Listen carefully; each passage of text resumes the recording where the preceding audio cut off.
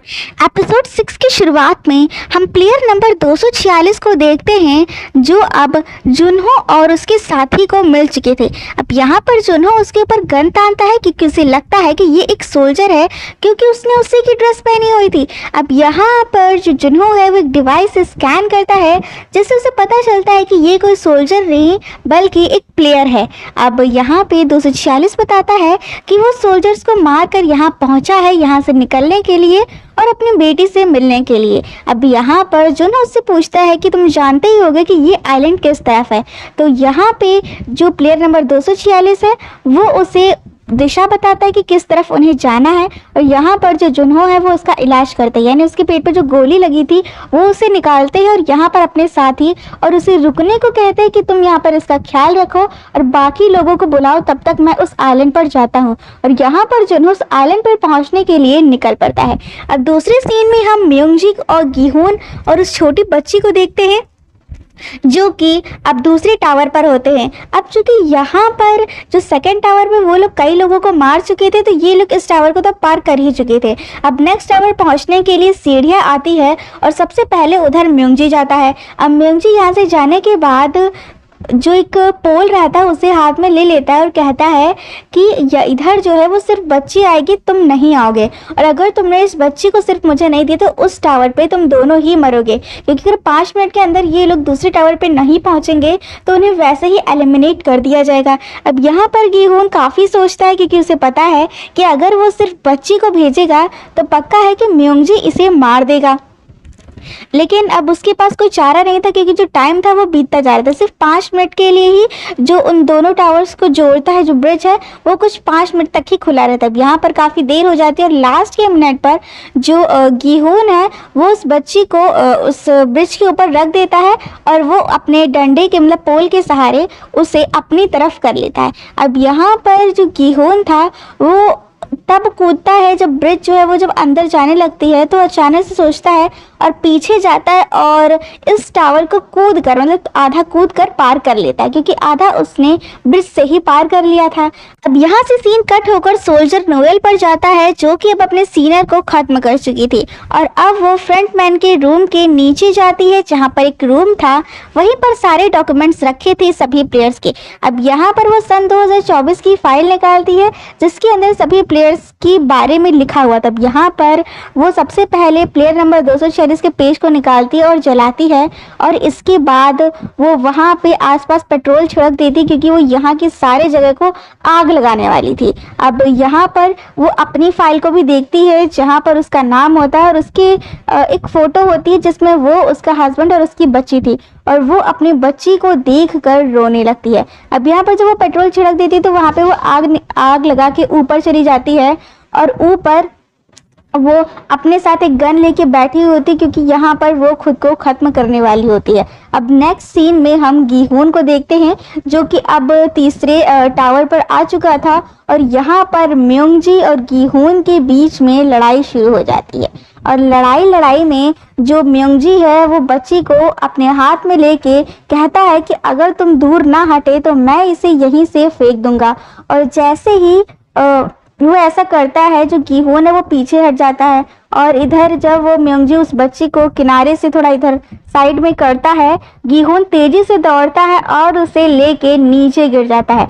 हमें लगता है वो लोग नीचे गिर चुके हैं, लेकिन यहाँ पे गिहोन जो है वो उस टावर की साइड को पकड़ लेता है, और यहाँ पे जैकेट के सहारे म्योंगजी भी लटका हुआ था और वो उसे कस के पकड़ा हुआ था ताकि वो नीचे ना गिरे। और गिहोन भी नहीं चाहता था कि वो मरे, लेकिन जो जैकेट थी वो थोड़ी कमज़ोर निकलती और वो फट जाती है, और यहाँ पर जो म्योंगजी है वो नीचे गिर जाता है और उसकी मौत हो जाती है। अब यहाँ पर जो सारे रिच मैन थे और फ्रंट मैन थे, उन्हें लगता है कि यहाँ पे जो गिहोन और जो म्योंगजी हैं वो दोनों ही समाप्त हो चुके हैं, लेकिन ऐसा नहीं होता है। गिहोन जब ऊपर आता है तो सभी बहुत शॉक हो चुके थे। अब यहाँ पर गिहोन देखता है कि वो जो बीच में जो बटन था जिससे गेम स्टार्ट होता है वो भी स्टार्ट नहीं हुआ था। स्टार्ट ना होने का मतलब है कि जो म्योंगजी यहाँ पे मर चुका है उसको नहीं माना जाएगा, गिना नहीं जाएगा। अब जब वो उस बटन को स्टार्ट करता है, इसके बाद में जो गीहून है वो सभी रिच मैन से कहता है कि हम लोग इंसान हैं, कोई रेस के घोड़े नहीं है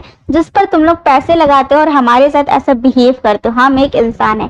और ऐसा कह के वो ऊपर से कूद जाता है, यानी कि खुद ही कूद जाता है ताकि वो इस बच्ची को बचा सके। और कूदने से पहले वो बच्ची को अपने हाथ में लेता है, मुस्कुराता है और उसे साइड में रख के खुद भी कूद जाता है। अब यहाँ पे जो सारे रिच मैन और फ्रंट मैन थे वो काफी ज्यादा उदास हो जाते हैं गीहून की मौत पे। अब दूसरे सीन में हम जुन्हो को देखते हैं जो कि बस आइलैंड पे पहुंच चुका था और उसे पता था कि उसे किस रास्ते से आइलैंड के अंदर जाना है। तो वो एक केव के सहारे उस मतलब स्क्विड गेम के अंदर, बिल्डिंग के अंदर जाता है, जहां पर वो देखता है कि यहाँ पे एक बॉम्ब टाइप का लगा हुआ था जहाँ पे 30 मिनट लिखा था, यानी 30 मिनट के अंदर ये आइलैंड खत्म होने वाला है। क्योंकि जैसे ही गीहून मर जाता है, जो फ्रंट मैन है वो अपने सभी सोल्जर से कहता है कि अब तुम लोग यहाँ से जा सकते हैं कि गेम खत्म हो चुका है। यहाँ पर वो एक बटन ऑन करता है जिससे ये आइलैंड अब तबाह होने वाला था। जितने भी रिच मैन हैं और बाकी सोल्जर्स है वो एक जहाज के अंदर चढ़ते हैं।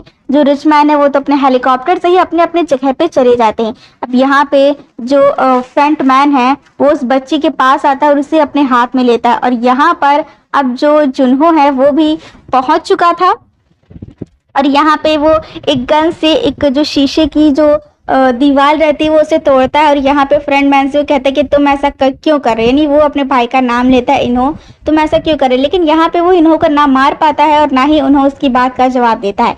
इधर दूसरी तरफ हम सोल्जर नोएल को देखते हैं जो कि खुद को खत्म करने वाली ही थी, लेकिन वो गीहून के इस बिहेवियर को देख के कि उसने बच्ची को बचाने के लिए खुद की जान दे दी, वो उसे देखकर इमोशनल हो जाती है और वो रुक जाती है। और वो भी यहाँ से इस आइलैंड के तबाह होने से पहले ही यहाँ से निकल जाती है।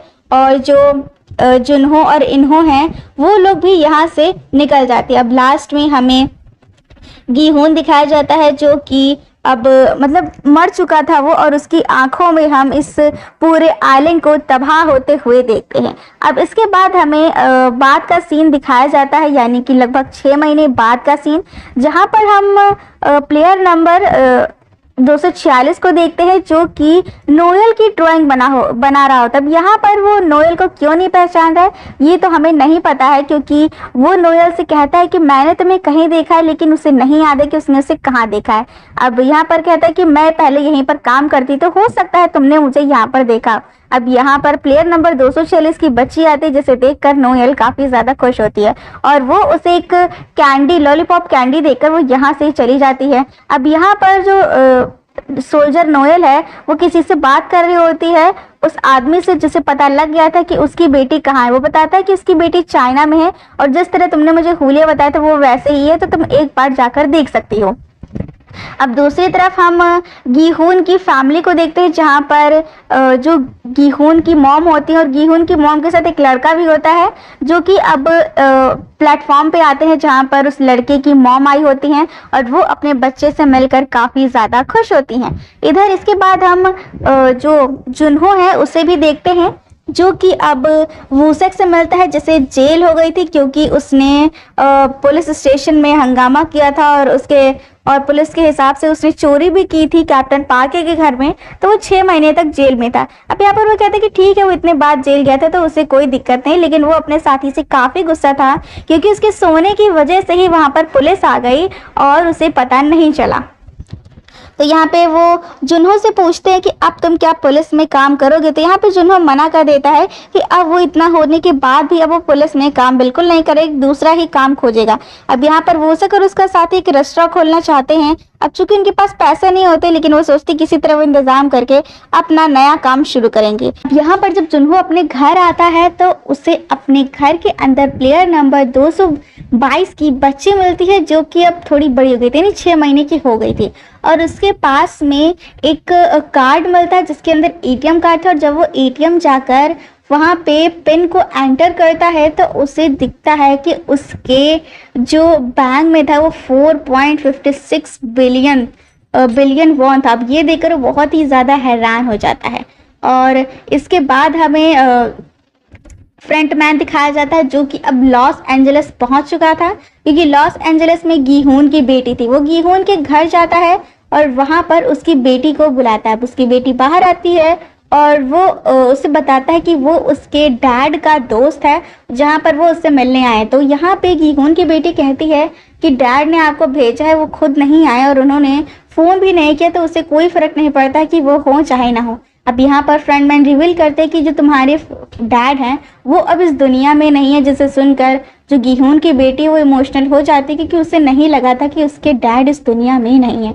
अब यहाँ पर वो उसे बॉक्स देता है और कहता है कि ये तुम्हारे डैड का कुछ सामान है जो कि उन्होंने तुम्हारे लिए रखा था। यहाँ पर गीहून की बेटी उस बॉक्स को ले लेती है और जब उस बॉक्स को खोलती है तो उसके अंदर जो गीहून की जैकेट होती है यानी प्लेयर नंबर 456 की वो होता है और इसके साथ ही एक कार्ड होता है यानी एटीएम कार्ड। अब जो भी पैसे बचे हुए थे गीहून के, फ्रंटमैन ने उसे क्रेडिट मतलब एटीएम कार्ड के अंदर डाल दिया था।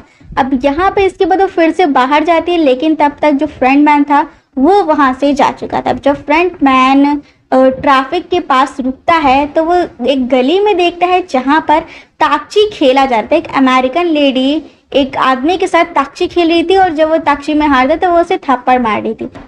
अब यहाँ पे जो वो लेडी होती है वो फ्रंटमैन की तरफ देखती है और स्माइल करते हैं। उसके बाद फिर से उस आदमी के साथ ताकशी खेलना शुरू कर देती है और इसी के साथ इस सीजन 3 की एंडिंग हो जाती है। अब यहाँ पर बहुत लोग कहते हैं कि इसका सीजन 4 आएगा, तो अगर इसका सीजन 4 आता है तो आपको इसकी जानकारी ज़रूर दी जाएगी, अगर नहीं आएगा तो भी आपको बताया जाएगा कि इसका सीजन 4 नहीं आने वाला है। तो अगर आपको ये वीडियो पसंद आई हो तो वीडियो को लाइक शेयर सब्सक्राइब ज़रूर करें और हमारे चैनल की नोटिफिकेशन बेल को ऑन करना ना भूलें।